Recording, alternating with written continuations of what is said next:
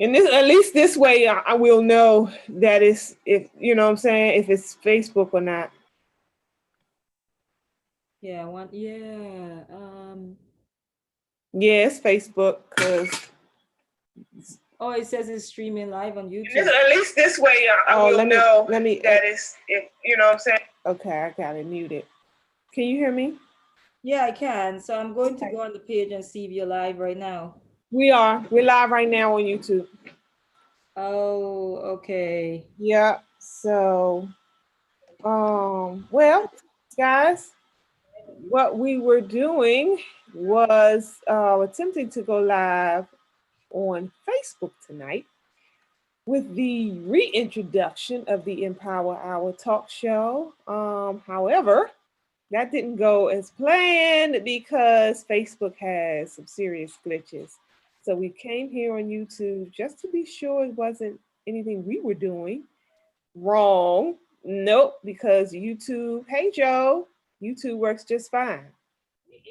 So now that we're here, Hanifa, I guess we can kind of have a little conversation. Joe's on the line. Hey, There's a Joe. few other people watching. Yeah. How are you, Joe? How is the farming coming along? So the conversation tonight, which did not happen, we have to reschedule until Friday, was Trump, Biden, or we had two very outspoken brothers on the line with us, and they were going to be discussing both sides of the aisle. One is a strong advocate on behalf of Trump, and the other is in the Biden camp, and they were, we're going to share with us.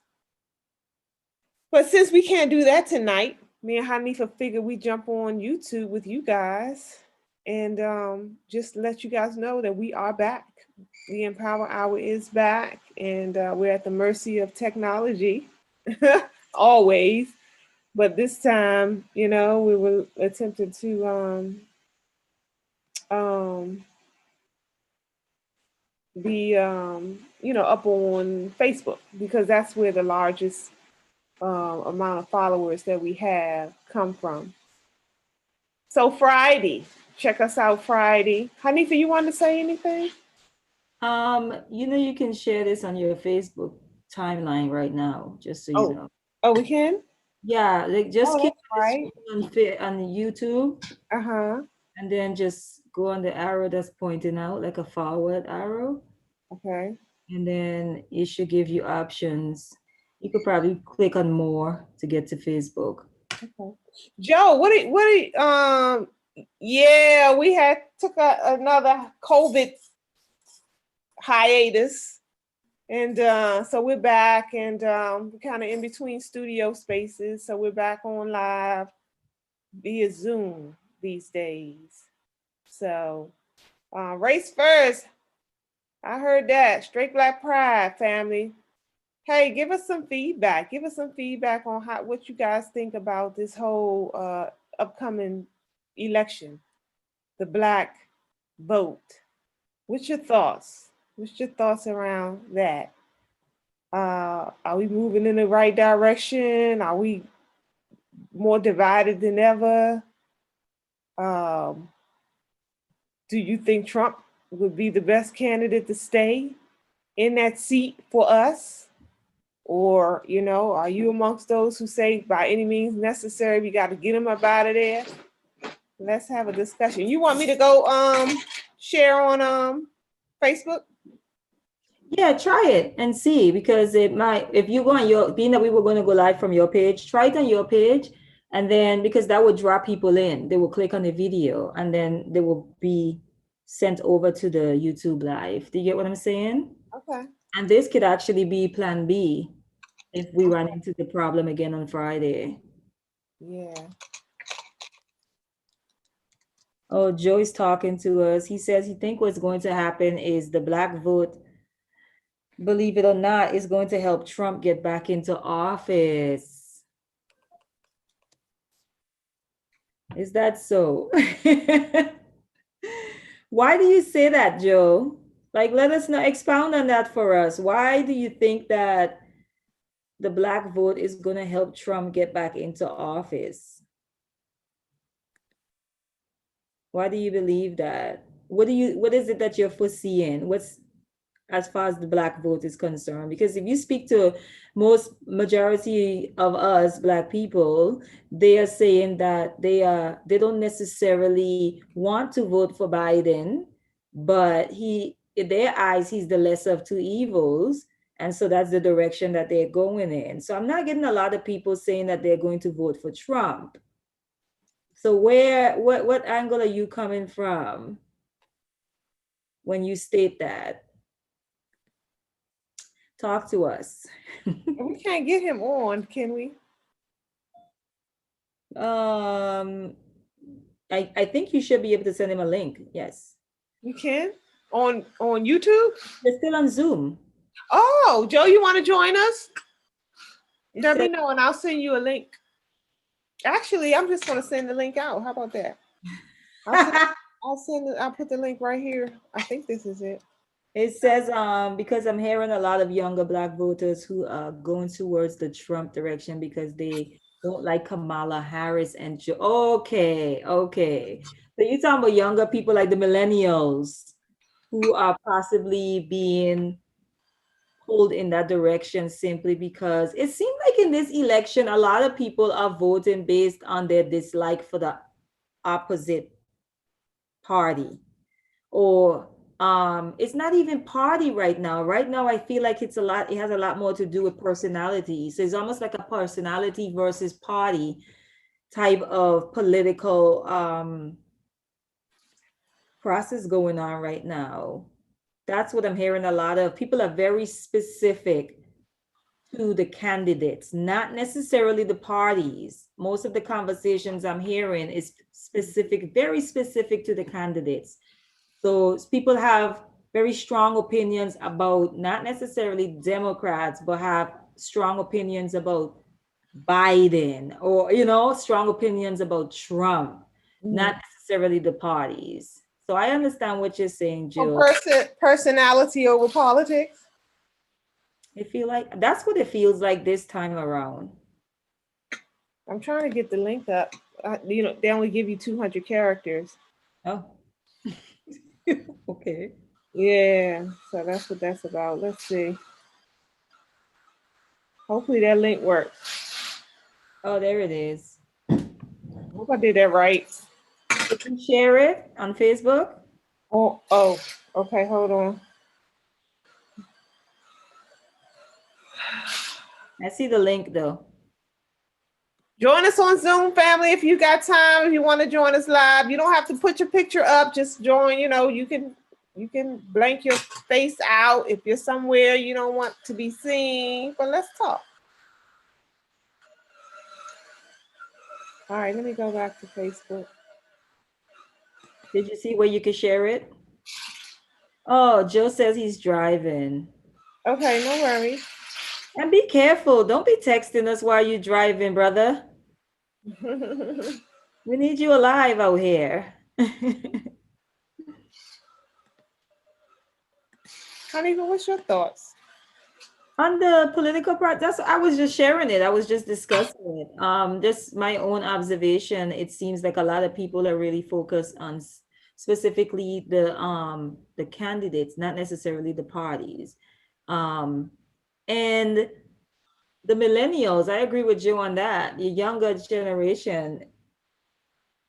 Oh, okay. We got you, Joe. He said he's talking it, so it's texting what he says. The millennials, the younger ones, because I fall in the millennial group, but I'm talking about the younger millennials. I just think that they're really critically thinking, more so than I think the generation. They're not really into the herd mentality. And they're really just voting on not necessarily, I think they are kind of getting away from the black always votes Democrats. I think they're kind of drawing away from that, and they're having like real conversations around why it may not possibly be the best option for us, going forward as Black people in America. You see that just in the different platforms that you find those conversations happening amongst millennials. That's the discussion. And I think there's nothing wrong with that. You know what I mean? I don't really have a lot of like heavy thoughts around the political process. I really don't. I do observe a lot, but I just don't say a lot as it pertains to it because I don't really get that deeply involved. I never have. What about you? I kind of fall where you are. I'm looking at the whole situation, and you know me, I'm just ready. I'm ready for us to be solvent, independent, off the titty. You know what I'm saying? However that look, however that may be, it's like, I think it looks to me like we running around in circles, just running around in circles, and every 4 years here we go again, and we're not asking for anything in particular. Most people are just afraid of a Donald Trump, so they'll do whatever deems necessary to get Donald Trump out of office. Okay. So, okay, if we all galvanize and succeed in doing that, then what? What happens on November 4th? Does our life uh, become better in any way, shape, or form? And if so, how? You know what I'm saying? Once Trump is gone, is the stars all going to align? And you know what I'm saying? We all going to be in heaven at once. So, for me, he's more of a distraction than anything else, because, we're so focused, the vast majority of us anyway, on getting him out that we can't even see that even whether he's in or out doesn't change the dynamics of our conditions here in this society. Yeah. So it becomes a distraction. Yeah, I can see that. And I think now speaking from my own perspective as it pertains to the collective, I am not sure what the emotionalism around this presidential candidate, Trump, or the president of the United States is. I don't necessarily, as it pertains to Black people as a collective, um, I don't necessarily think that there's ever been one that really cared about the welfare of Black people in America. I don't think that Trump somehow is the Antichrist in comparison to presidents before him. You know what I mean? So as a collective, I just don't know why we are so invested in hoping maybe, and it's like still sort of praying that we're so invested in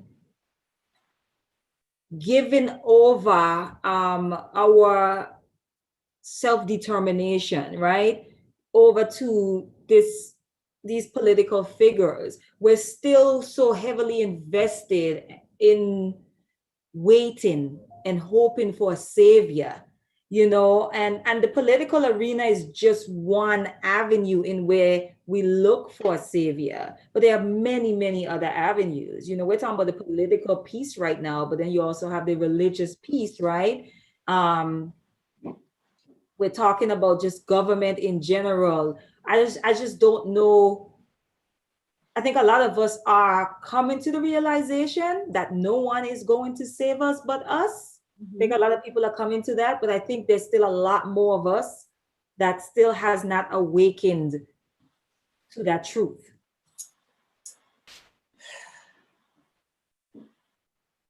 So that's my thought process around the collective. Yeah. I don't see Trump doesn't stand out as somehow so different as it pertains to us and our well-being, and him being a threat to us in our existence. in racist, oppressive, capitalist America. Mhm. He's not some exception. Like he's just, he's not. To me, he's just another president, Mhm. another old white racist president, Mhm. Mhm. you Yes, know? but yeah, it doesn't, you know. If I could just say this real quick, I think people need to understand that, what do you call it? Peace, Even if, Papa, even power holder. Go ahead, honey. even if the person, even if the person in the political office is not racist, the political machine is racist. Right. White Or supremacy is still being upheld whether Trump is there or Biden is there or Kamala Obama, Harris, or an Obama. or it doesn't matter. The The system machine, is right? still in play and it's still chugging along. Yeah, so that's my thing. Something that the machine, that the capitalist machine that we call we call America, is racist as its core. So it really at its core. So it really does not matter who is in office. When what we need to start to figure out amongst ourselves is, how do we insulate? Can we? These are conversations we need to have. Can we insulate ourselves and really begin to, create safe spaces where we could begin to heal and build and educate, you know what I mean? And energize through our own spiritual practices, our own culture, where we could begin to, in I don't want to say cultivate, yes, cultivate, but definitely introduce our culture, right, to those who may have no clue. How can we create spaces? Can we create spaces in America to do so? I often think about that because I'm my background is psychology. In my mind, A whatever desire. is hurting you, if there's an environment that's making you sick and you want to be healed, you need to be removed from that environment as a part of your healing. You get what I'm saying? There is no drunk. My mind goes to, is it even a desire though? I think there's so many of us now that have bought into this system of things so completely that they don't even have a desire to want to know more about their own history and their own culture and their, you know what I'm saying, and things like that. It becomes a second thought to, I'm an American. You have a lot of Black people who don't even claim their African heritage at all.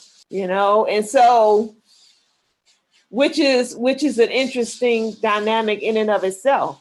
It's like, we just got off with Jahar, and he kind of alluded to that. He was like, we're not all the same people. We're not all the same people. We don't even go by the same titles.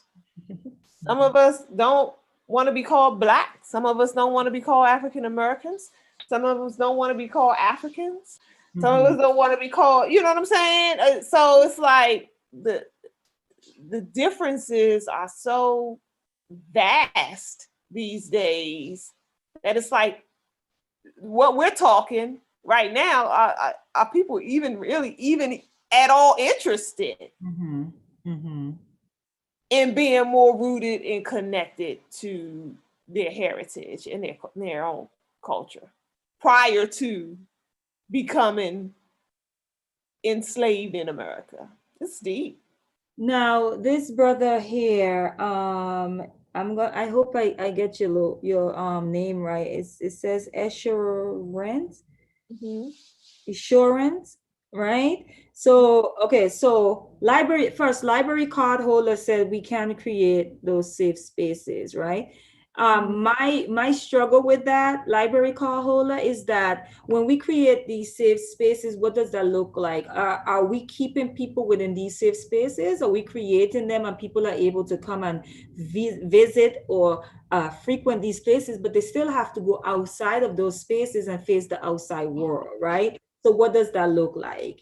And I only say that because of, you know, the type of work I do, where it's like, you know, we might deal with children who come from these traumatic environments, and a big part of why it's sometimes a struggle to get them to really begin to heal from their trauma is because they'd never move out of the communities or come out of those communities. And it's hard because you don't want to rip them away from what they know, but you also realize that oftentimes what they know is what's hurting them. And I guess what I'm saying is, like, you know, if you have an addict, it's like, okay, you don't expect to have a healing session in a bar after, you know, after 9 p.m. You know what I'm saying? We're not going to do that, because it's like, no, this isn't good for your mental health. This is tempting. We're going to remove you as much as possible from those environments. So that is my struggle with that. What does that look like when we create? Because I want to make it clear, there are a lot of us that are attempting to create those safe spaces.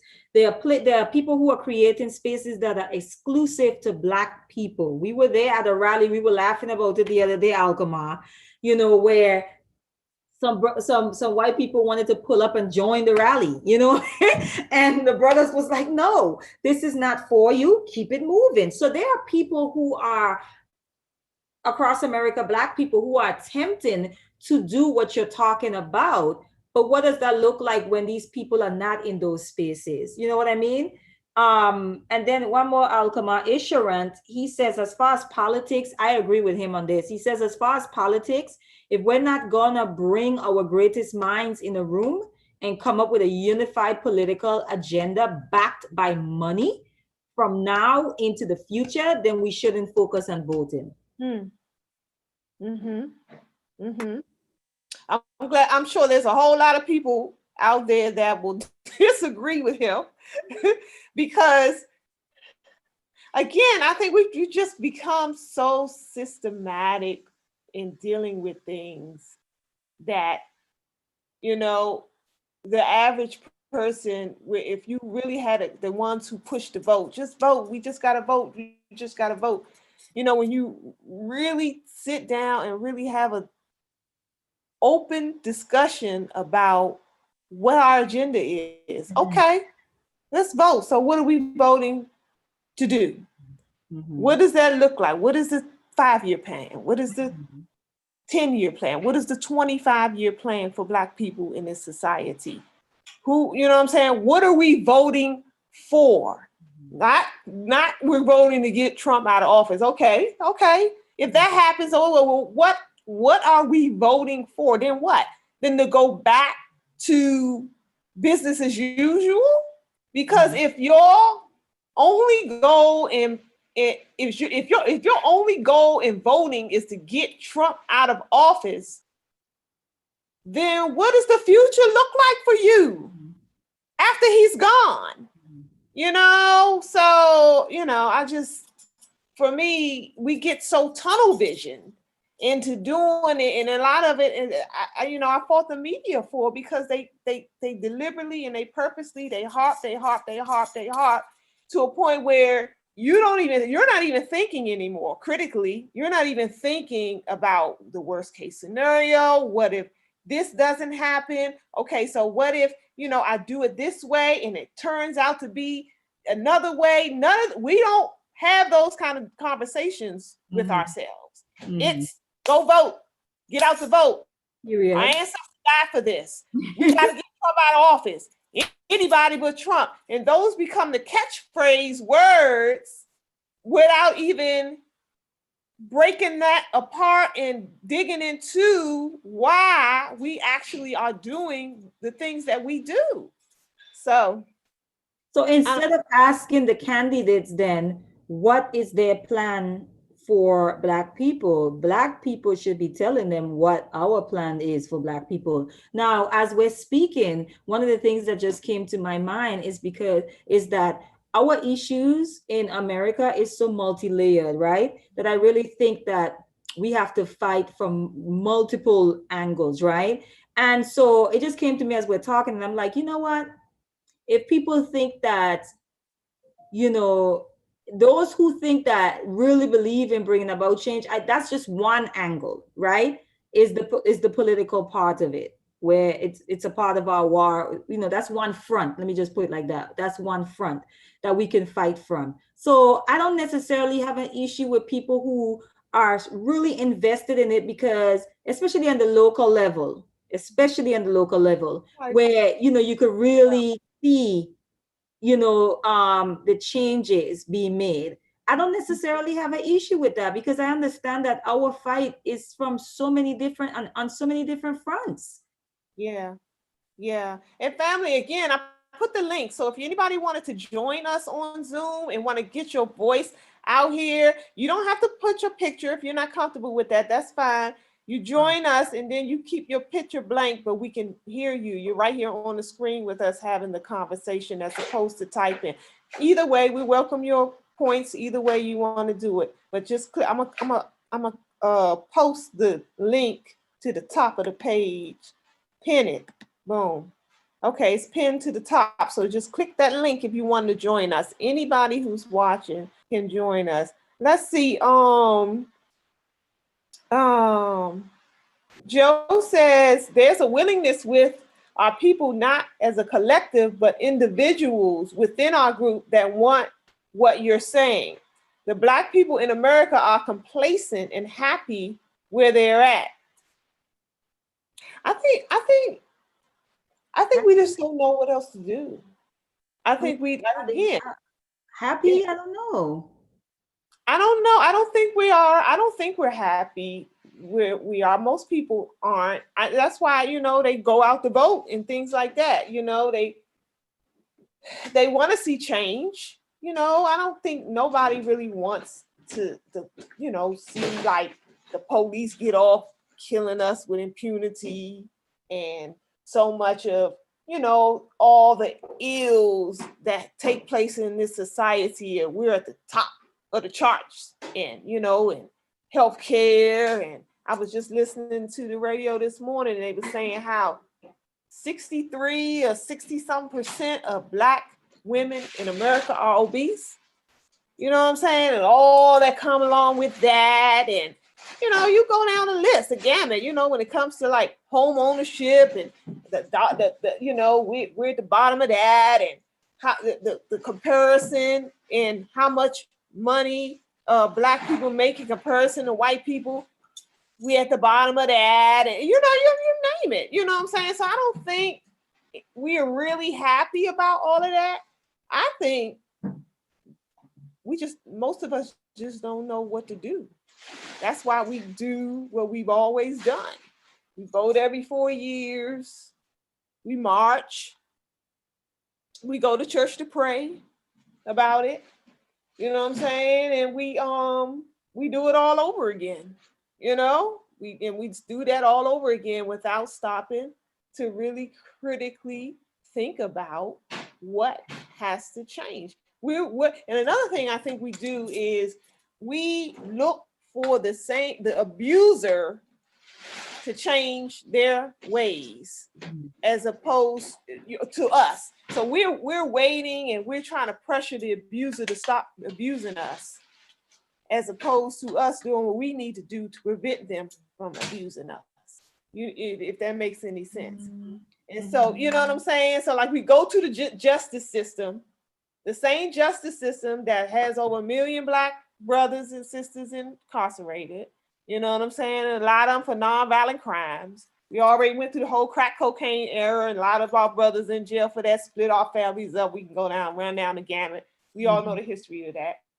But we go to the same judicial system that caused us all this pain and turmoil and division and crushed our families, to whenever something go down, we still looking for them to give us justice. It's something wrong with that type of thinking, in my opinion. It's something wrong with that. You're going to go to your abusers in hopes, in begging them to stop abusing you. When we have the power to do what we need to do to get ourselves out of this predicament, because they're not going to do it for us. I think getting away from the idea that a lot of us have been duped, or we believe that something, their issue with us is because we're Black, versus the fact it is because that they're white. Right? It is not because we are Black, it is because they are white, and all that comes with being that. Yeah. Okay. It's the receipts are out there. It's in it is in their history book. They glory, right, in their devious ways of thinking, the evil ways of being. They glory in that. It's a proud thing, it's conquest, to rape and to pillage and to colonize and demonize people who are different from them. That is their history. They have not just done it to us, yes, as Black people. So we need to get away from the issue is us and our Blackness. No, the issue is them and their whiteness. And the quicker that we could understand that, when I say that, I mean the reason why we're still looking for them to change their view of us is because we believe that somehow they are good and we are bad. Okay, so if I could just get them to tap into their goodness, right, and see us as human, or see us as no different from them, then they are going to change our circumstances. They have never changed our circumstances for the better. The receipts are out there. The history is out there. It is in the books. Read about these people. We are begging them to change their nature. We are asking the zebra to change his stripes. Why? Yeah. Why? Yeah.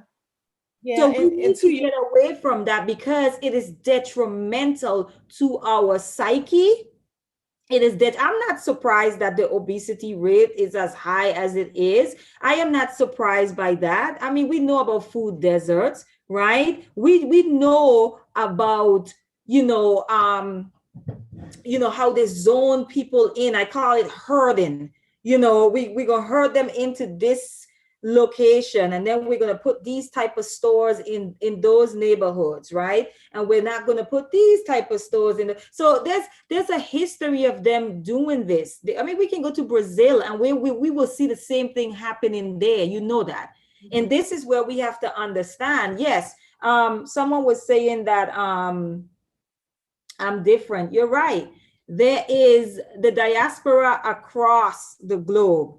If you even start to look at the diaspora across the globe and look at how Black people are treated in other parts of the world, you are going to police brutality in Brazil. Just read up on it. They are going through the same things. All over the world, all over the globe. You and I, yes. Yep. This goes to all over the globe. Yep. To your point, is seeking validation, and it's you seeking validation when the separation conversation comes up, and and we start hemming and hawing and what we gonna do and how, what I'm saying, the conversation turns towards how that's not possible. You know what I'm saying? Because I think in our really deep down in our hearts and hearts, we really don't want to be separated from our tormentors. We really don't, because if we did, we would be taking actionable steps towards that direction. But instead, we about to go to the polls and vote for another European to preside over us for another 4 years. You know what I'm saying? So that's where we are. So it's not, it's going to your point of looking for them. We really believe in the good in them, or think that there is some muster of good in them, and that's why we don't have no problem with being connected with them and And living the with them. the other part of that too, and I know even like I had to look at myself with certain things, just look within myself where, you know, we could talk about wanting change, right? But it's very important that we begin to envision what that change looks like, right? And have Right. conversations around what that change looks like, right? Because I don't want us to discuss it like it's just going to be peaches and cream and Right. roses laid out. And I think deep down within us, we recognize that there's a level of sacrifice that is going to have to come with that change. And some of us are just not committed enough to ourselves nor to our people to take it on. We don't want to be honest. And so what we want to do is participate in the illusion of inclusion. Okay? Because we don't want to face the fact that you're going to have to give up some things. Yeah. You're going to have to give up some things. Your creature It's going to comfort, require some sacrifice. your creature comforts, Mm-hmm. and all of us. You know what I'm saying? All of us. And it's not, you know, because switching out one white man in the White House for another is not going to make our scenario any better. Mm-hmm. It's not, you know. And so, and until we understand that on a what do you call it, molecular level, till we really peel back all the layers and understand it clearly, you know, go through the history of it all.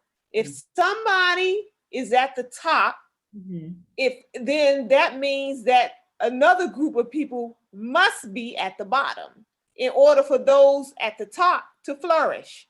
So that's capitalism in a nutshell.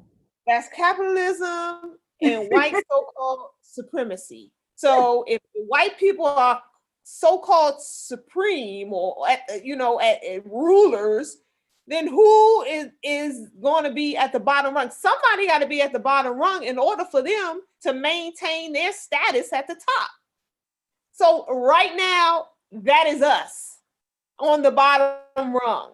Mm-hmm. So to think that they will give up or allow you to rise in this society mm-hmm. means that mm-hmm. that's going to upset their apple cart of being on the top rung.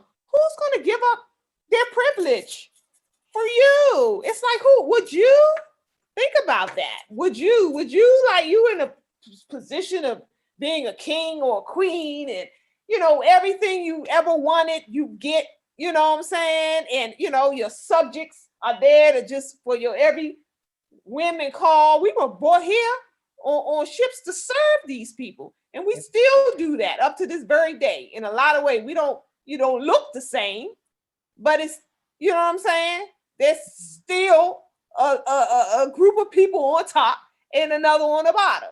Mm-hmm. So you know, so when we understand the dynamics at play, we understand that it's never going to be this kumbaya equality, let's link arms and let's all share together in the pot. It just don't work that way. It don't, family. And until we understand it like that, we're going to always struggle along, in my opinion. Yeah. I think we're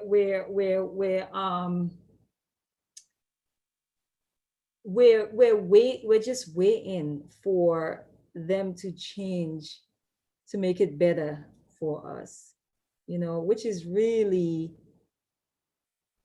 an insult to our own divinity. It's an insult to our own power. It's an insult to our ancestors. We always bring up, you know, the ancestors died so that, you know, you can vote. You know, that's usually what people use to kind of guilt people into voting, specifically voting Democrat. Specifically voting Democrat. But because the idea is that we are not powerful enough to change our own circumstances, you know? Yes, Hanifa. Yeah. That's what it boils down to. We don't Yeah. have enough faith and belief in our own capabilities. We Mhm. don't, you know? What is, I asked you this the other day. I said, what is preventing us from building our own nation? From from just the same way every other group of people on earth have done for themselves. What is You know, preventing us from doing that? you said you was talking earlier and saying that, the way the system is set up, it works for them. So why would they give that up, right? Right. And there's this saying, if it's not broken, then don't fix it.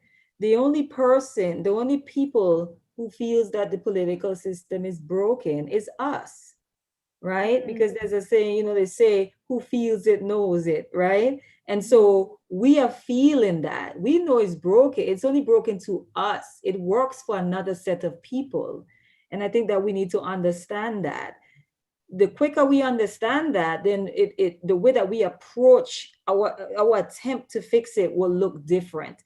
Yes. We need to focus, we need all our energy. Okay, we need all our mental energy, we need all our physical energy. This is why we need to take care of ourselves, we need to take care of our health.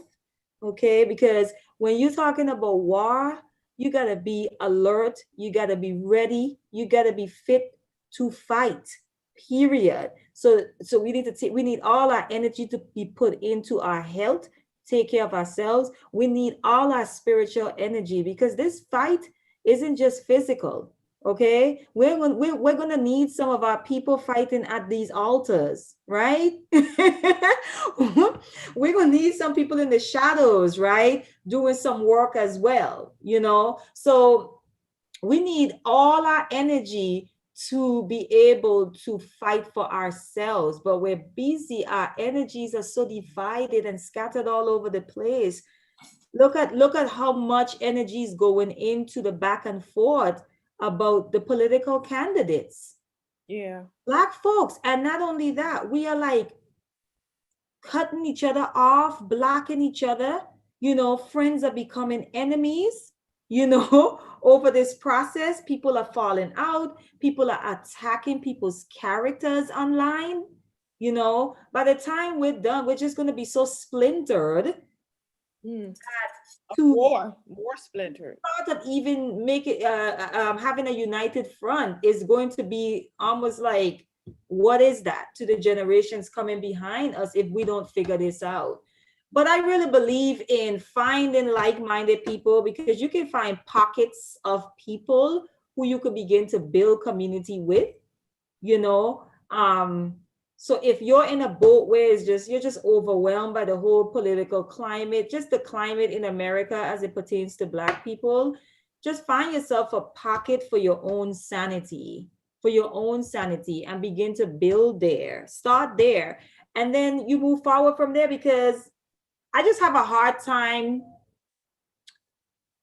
seeing it really working and flourishing within this space that we call America. I just have a really difficult time with it. I think of places like Black Wall Street, Rosewood. Like, I think of certain places just in the history of America where these people just, came in and just kind of disrupted what Black folks was trying to build. What does that look like now? And I'm not trying to be pessimistic, because I believe in us. Mm-hmm. I really do. Mm-hmm. But I also believe in being realistic in our planning as well, right? So And how do you feel about the whole Back to Africa movement, which some people are actually, a lot of people are actually moving in that direction?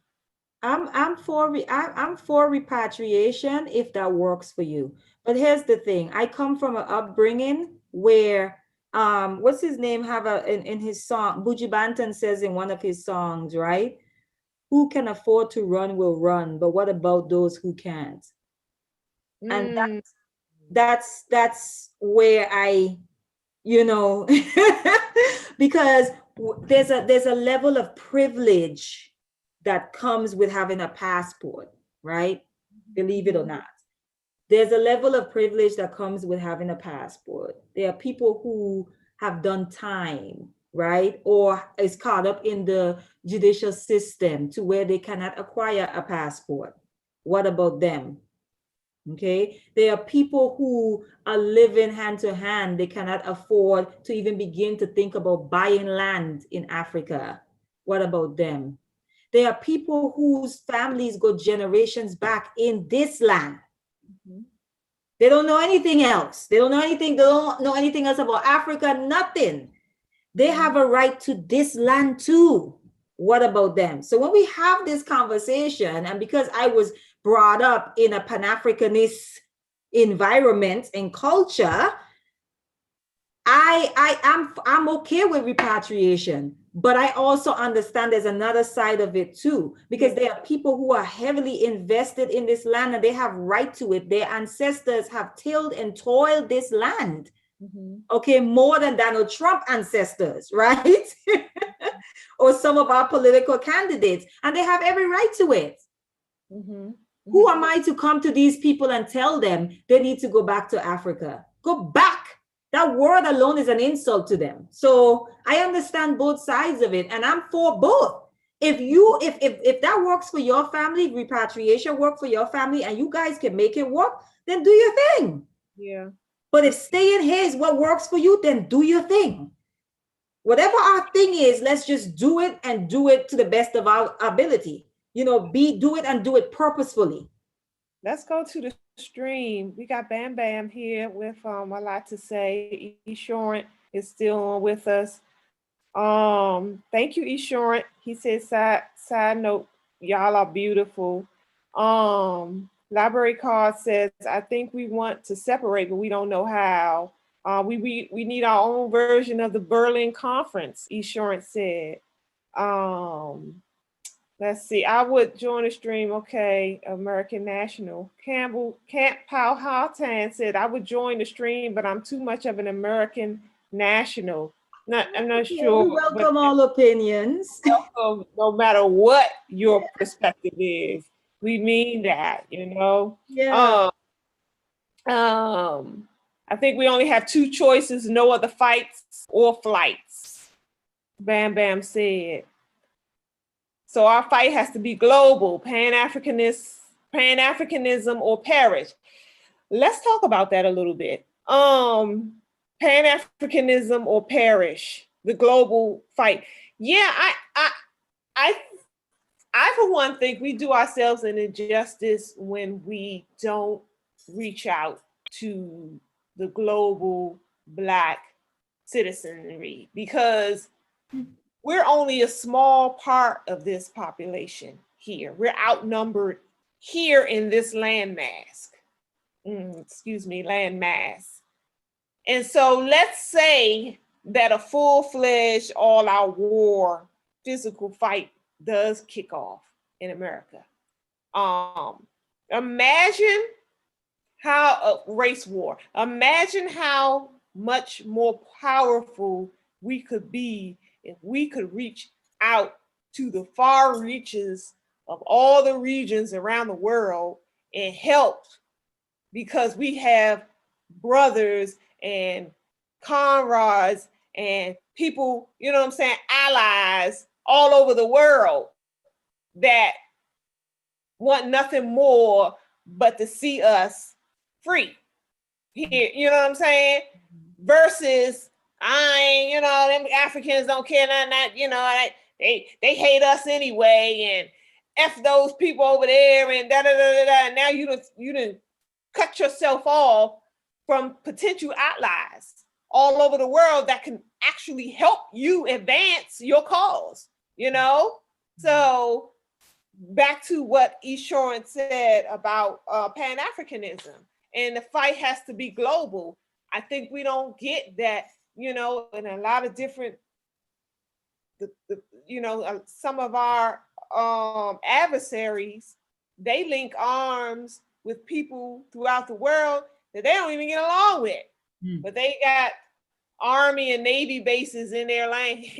You know what I'm saying? So they can reach out and be and have an ally somewhere else, because they then created unions, and they connected on other levels to where if they ever need help, they got somebody they can reach out to, despite that they might not even agree with a lot of ideals that, you know, that one country shares over another. So my point in all that is saying there's power in having allies. You know what I'm saying? And a lot of what we do on an individual basis is we cut our own noses off to spite our face when we fight against our African brothers and sisters, or even our brown brothers and sisters. Because I'm not one of those who feel like, you know, we gotta hate everybody who ain't Black. You know what I'm saying? So yeah, but we also don't have to love everybody either. right. Because we have to be very key. We have to be, this is very important that we are able to discern who are for us and who are just here to exploit us, and who is here to exploit our struggle and who is here to profit off of it. I think when we discuss the diaspora, I think we gotta be very careful when we start talking about Black and brown people, because this is where, because brown is really a broad group of people. I mean, you could be talking about Asian, you could be talking about a whole bunch of people. So when it comes to certain issues being addressed, I think we definitely need to meet the differentiation. However, I can agree with you as far as allyship. I'm kind of on the fence with allyship, because even though some of the struggles, you know, the civil rights movement and all of that, there's always been people who were quote unquote allies, you know. I struggle with allies because it's like, for me, it's like having a friend who, you know, we can hang out and we can, you know, we can have fun, and she can pay for my dinner sometimes, and, you know, we can share secrets or whatever, right? But when it comes down to it, she can remove herself from my struggle at any given time and be safe. Do you understand what I'm saying? So I have an issue with that. I am not oblivious to why Black people have such a major distrust for other people. I don't blame us. Yeah. Well, when I speak of allies, I'm speaking of getting ourselves out of the current condition we find ourselves in. You know what I'm saying? So no, we don't have any friends all you know, in the world, but that's not what an ally is. An ally is not your friend. So I look at then what is an ally? It's an ally, somebody who you can rely on. It depends. You guys have an agreement amongst each other, that certain terms and agreements. So I look at the people who rule the world currently, you know, and how they're able to do that. They could not do that without the strength of their allies all over the world. They just couldn't, you know what I'm saying? So it's like, we got to think more strategically, like a chessboard in this thing, as opposed to emotions and how, you know, oh yeah, they're going to come and get my little bit of money.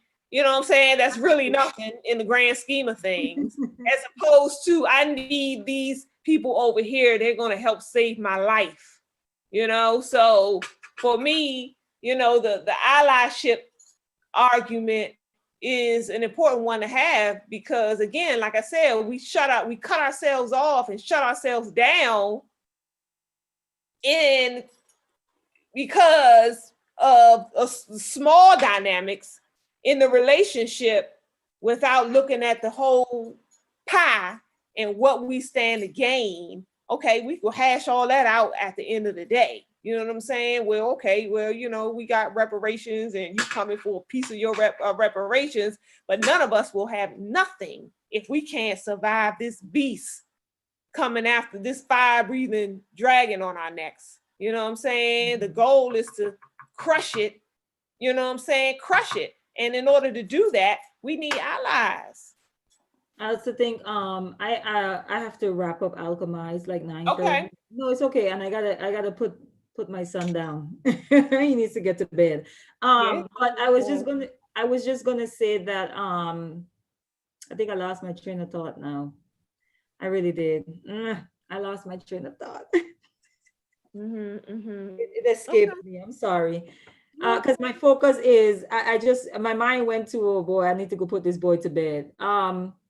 But we definitely need to reschedule for Friday. Yes. Uh-huh. And go to Facebook Live. If we can't go to Facebook Live, we're gonna come back here. Mm-hmm. Mm-hmm. Yeah. Mm-hmm. Let's do that. Okay. Yep. All right, family. Bam, bam. We appreciate you guys. Eshoring Camp. Um,